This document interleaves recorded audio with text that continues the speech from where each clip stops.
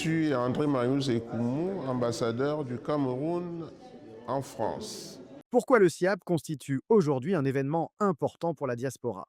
Et déjà, je salue l'initiative du président Kamge d'avoir su et pu organiser cette cérémonie aujourd'hui, parce que la diaspora a envie d'investir chez elle. Elle est partie de quelque part et elle voudrait rentrer dans son terroir pour voir comment elle peut investir. Comme on disait tout à l'heure, elle peut investir pour l'appât du gain, peut investir pour se loger, pour construire un habitat, une résidence secondaire dans un village, etc., etc.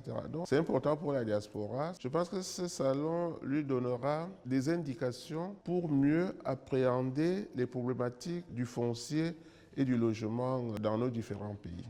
Quel rôle concret une ambassade peut-elle jouer pour sécuriser l'investissement immobilier depuis la diaspora? En ce qui concerne l'ambassade du Cameroun, l'ambassade accompagne la diaspora. Depuis que je suis là, j'essaie toujours d'encadrer la diaspora en les prémunisant contre toutes les problématiques que nous avons soulevées dans la salle tout à l'heure, qu'il peut y avoir. L'insécurité foncière, par exemple, les problèmes des arnaqueurs, comment aborder ces sujets avec l'administration, quels sont les gens à voir.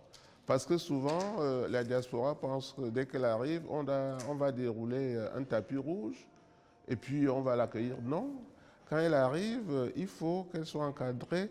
Qui doit-elle voir? Quelle est l'administration indiquée? Quelles sont les personnes qui sont compétentes dans les problématiques foncières?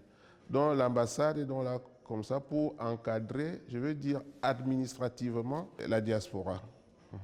Comment renforcer la confiance entre investisseurs, diaspora et acteurs locaux? Vous avez souligné le rôle que peut jouer l'ambassade. Justement, il faut être informé.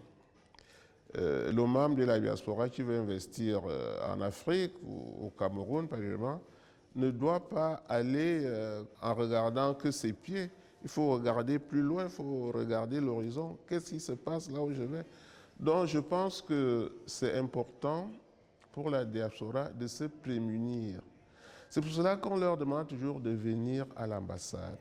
Parce que l'ambassade est la première conseillère. C'est l'ambassade qui est en lien avec le pays d'origine. C'est elle qui peut vous dire attention, faites ceci, faites cela. Par exemple, je peux vous dire que lors de la dernière rentrée de la Cour suprême, la rentrée solennelle de la Cour suprême chez nous, au Cameroun, la Cour suprême a attiré l'attention de l'administration sur l'insécurité foncière.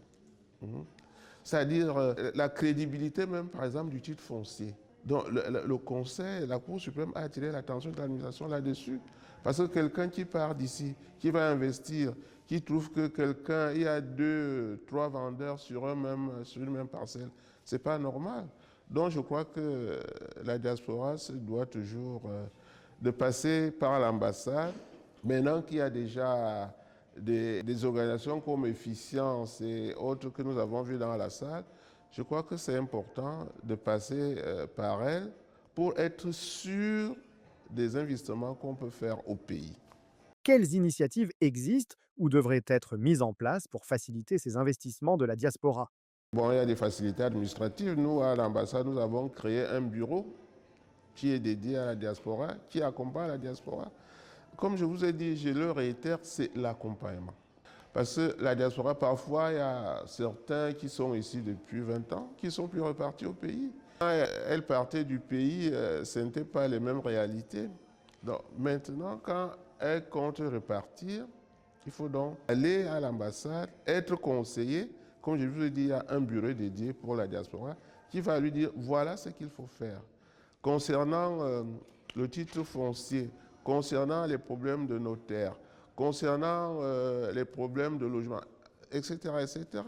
Donc c'est important, il faut être encadré. L'encadrement administratif en amont est très important. S'il n'y a pas cet encadrement administratif et ces conseils, eh bien, la diaspora ne pourra pas réussir à investir chez nous.